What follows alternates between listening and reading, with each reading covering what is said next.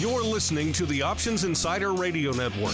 For more quality options programs, visit www.theoptionsinsider.com or search for Options Insider Radio Network in your podcast provider of choice. Listeners can also access all of our programming through our mobile app, available in iTunes and on Google Play. Don't forget to follow along with your favorite programs and submit your own questions for the hosts at twitter.com/options. Facebook.com/TheOptionsInsider or via questions at TheOptionsInsider.com.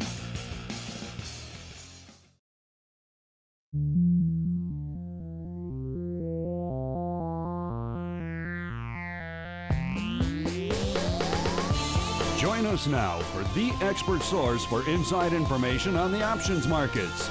It's time for Options Insider Radio with your host, Mark Longo.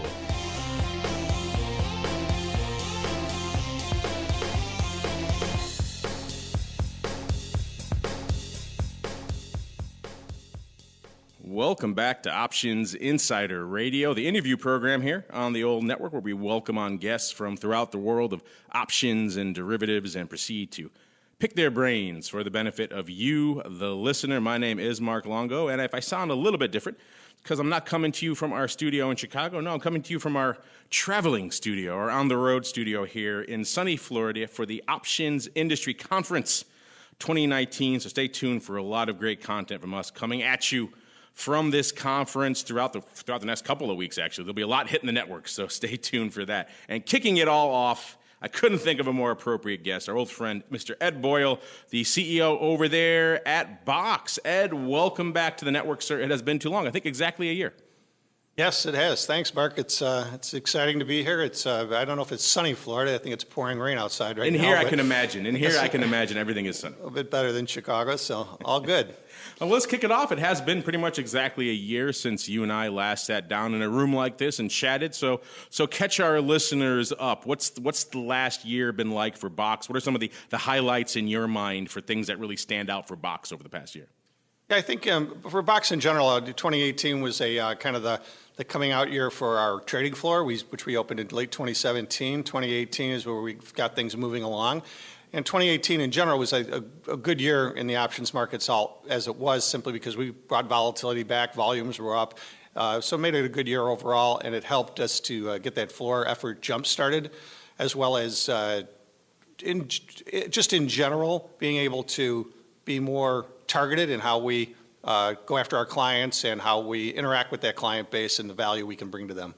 Let's talk about that trading floor a little bit, because I think obviously when you say trading floor to our listeners, it probably conjures up a certain image, right? They think of a cavernous, monstrous thing, guys in jackets yelling, screaming, walk-in brokers, madness, all sorts of fun stuff. Paint a visual picture for our audience of the Box trading floor, what it really looks like. And you said it's been a pickup year for you guys over there. What kind of stuff is going up down there? What's trading down there? Yeah, so I'll start off with the visual. It is a cavernous room. Well, not really. It's more like an office. And in today's world, large, other than some of the trading floors like the New York Stock Exchange, perhaps, it still has a big, large presence, which is a big media presence in a way. The trading floors of today are much more, have adapted to the electronic world. So you've got the market makers and the brokers basically sitting behind walls of monitors and they're really just living in the digital world. But the difference in the trading floor is the trading floor gives them the ability to expose the orders to the marketplace in an open outcry fashion. So that's what brings the value to open outcry trading floors in today's marketplace. Are there particular names or series that are trading more frequently down there on the floor, or is it kind of a smattering? What are the big names trading down there? No, it is a smattering, but it's of course you still see the strategy trades like dividend plays and things like that go up. So you'll see those during dividend times. I think in the first quarter, Lilly had huge volumes due to that. Is Box becoming the new Philly, the new home for div plays? Yeah, no, we haven't. As a matter of fact, we haven't done a div play on our floor that I know of yet, and that's not the kind of what we focus on. We try to really what we're trying to focus on is the value that a trading floor brings with the exposure of the order. And it keeps those orders from living in that high frequency or high speed world. And that's not something that we want to see with the general population of orders, and you don't. The open outcry trading floors, in our best estimate, are somewhere between 15 and 18% of total volume. So while that's significant, they're not dominant by any means. And the reason we opened the trading floor was just simply to give us access to that segment. Without that access to that segment, Box couldn't compete at the same level as some of the other organizations. And we really go after kind of niche volume.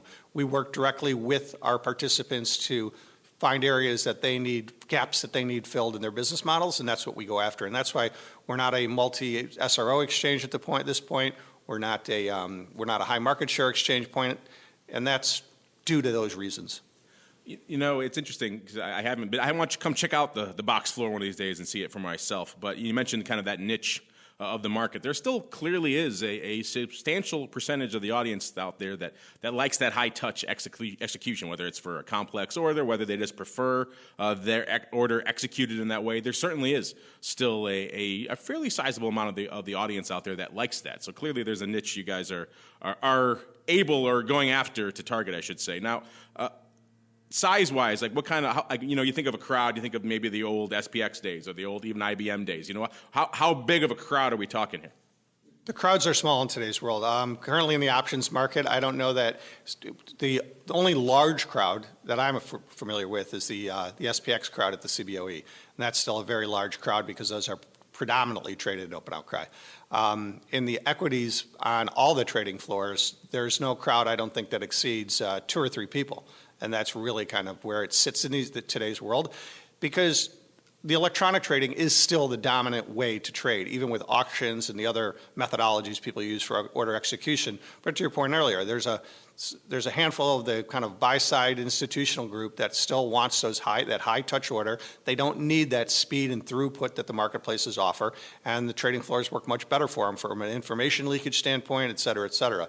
So, again, the trading floors, what they really are today is they're guys who are electronic traders sitting behind their walls of monitors, and then every now and then one of these orders pops up, and they have time to interact with it, provide liquidity to it, and work through the details of the order as it gets presented to the marketplace. One of the reasons I like talking with you, Ed, is because I get a chance to catch up on the latest in the suite of Box proprietary products. You guys are always, to your credit, you're always throwing things against the wall to see what sticks. Of course, you had Jumbo Spy. We had the REALVOL / Real Day stuff. Give us an update. What's the latest? How are things standing right now with the suite of proprietary products you guys are working on?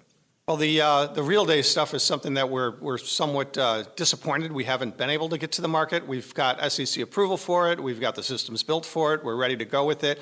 But we've got a problem with OCC, and that OCC's clearing system can't support it.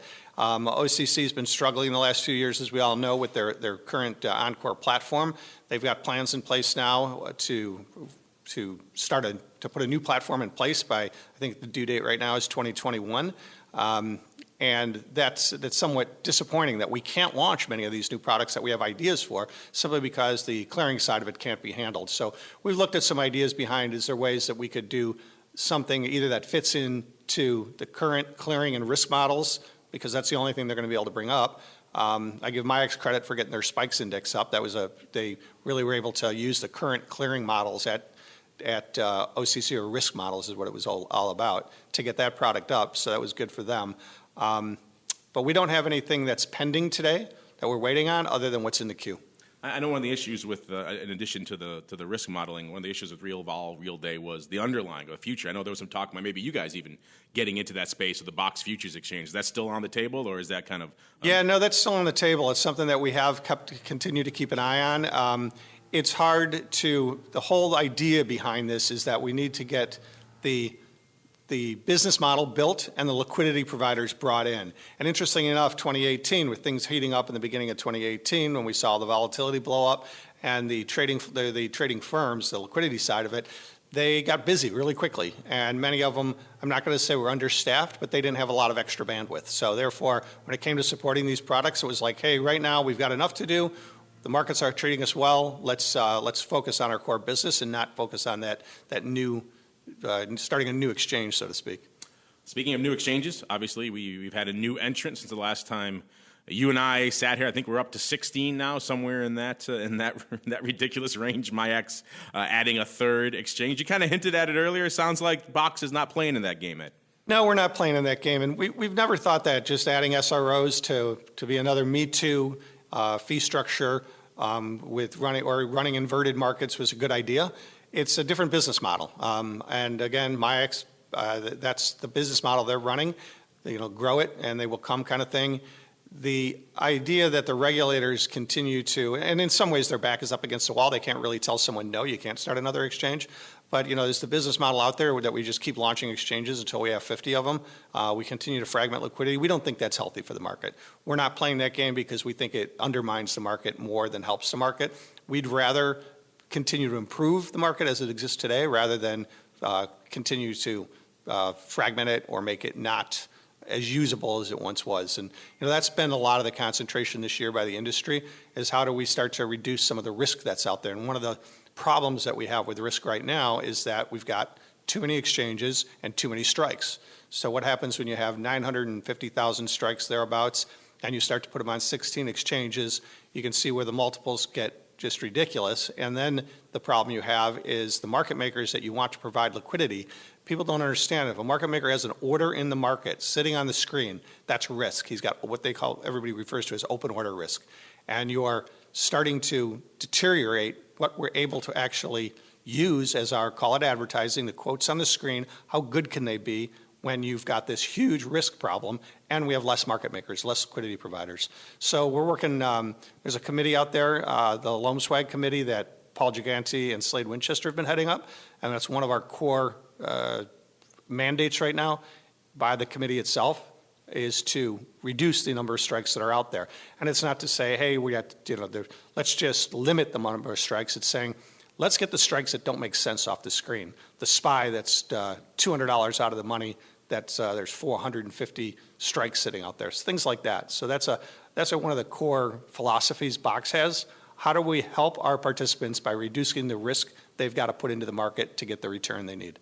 Now, is that a challenge for you guys then, not launching the other, the new models, the new venues? Because you're right, they effectively are just new fee structures, right? Calling them exchanges is probably charitable at the end of the day. Is that a problem for you guys, being able to challenge those different segments without launching new venues? You see people, they want to go maker taker or taker maker, whatever the fee segment they're trying to go after. Usually a new medallion is the way they do that. Is that a liability for you guys, not having those? It is a weakness for us. It's in my past I've played that game before where you do want to have multiple exchange in order to compete at the level that our current competition is at, whether it's CBOE, NASDAQ, NYSE, or MIAX. Without having multiple exchange medallions, you can't run the multiple fee structures that are really targeted at single audience participants or small groups of people.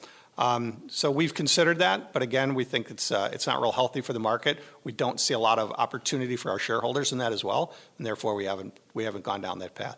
You mentioned the market makers. The plight of market makers is an ongoing refrain at this conference. At least I bring it up every year. I'm glad to see you guys are talking about it as well. It's kind of a lingering issue. Do you think that's the number one thing we could do right now to maybe try to ease their burden a bit? Is it just kind of reducing the amount of open order risk out there, or maybe some other things we should be focusing on first? That's certainly, open order risk is certainly one of them. The barriers to entry have continued to climb, excuse me, for the market maker community. And overall risk is probably the biggest cost for them to their business. There's also a lot of other costs of entering, which is if you got to be in the marketplace, that means you're going to have to belong to all 16 exchanges just so orders aren't going up where you have no opportunity to touch them. And there's obviously risk to that, or not risk, but cost to that. And their systems have to be both built for to be robust enough to handle that amount of traffic going through them, but as importantly is the amount of the cost associated with belonging to each and every one of those, getting their market data, getting your systems co-located with them, paying the membership fees. So again, the fragmentation isn't helping that at all. I think one of the key things we could do to get more market liquidity side providers into the marketplace is reduce the number of exchanges. Is that going to happen? Probably not. Doesn't make sense if you have them why are you going to just close them down? That's a really hard problem to solve. Right. Since we're talking about reducing the amount of strikes and the amount of exposure, let's flip the script let's flip the coin for a little bit. I always ask our audience before we come down here, what are some of the issues you'd like us to talk about? And every year it seems like a couple are very popular, including particularly this time of year when it's during earnings season. A lot of people want to know about the old saw of after-hours options trading. They see their Google, they have Google stock, maybe they have Google options, they can close out their stock, they can't close out their options after hours. It's a huge problem for a lot of people. They send it to me So, of course, I have to ask you, Ed, do you think there's any progress on that front, or maybe is it an issue of, the market makers already maybe stretched a little bit too thin, so adding additional hours of liquidity is just a non-starter right now?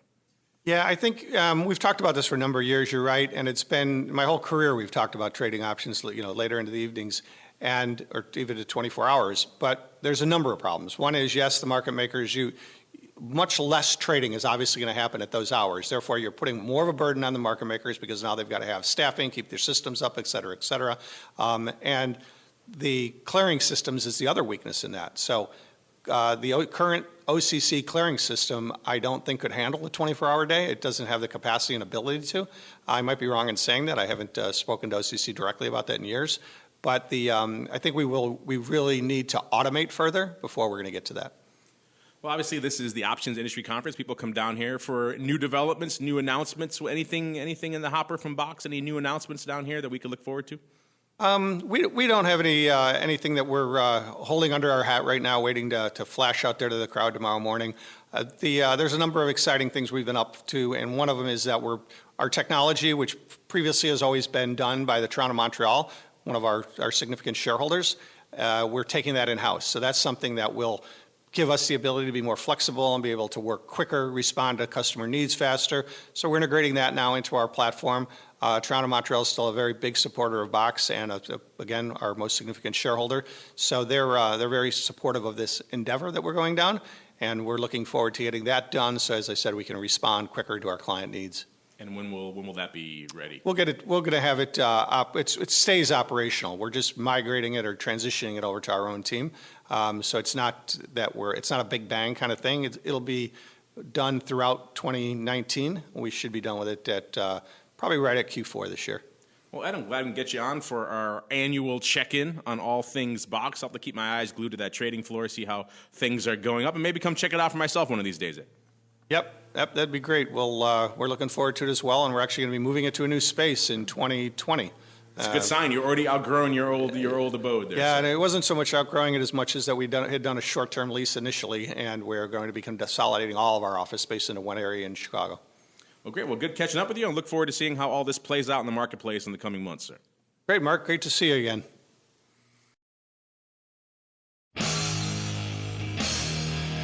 The preceding program was a production of the Options Insider Radio Network. For more quality options programs, visit www.theoptionsinsider.com or search for Options Insider Radio Network in your podcast provider of choice. Listeners can also access all of our programming through our mobile app, available in iTunes and on Google Play.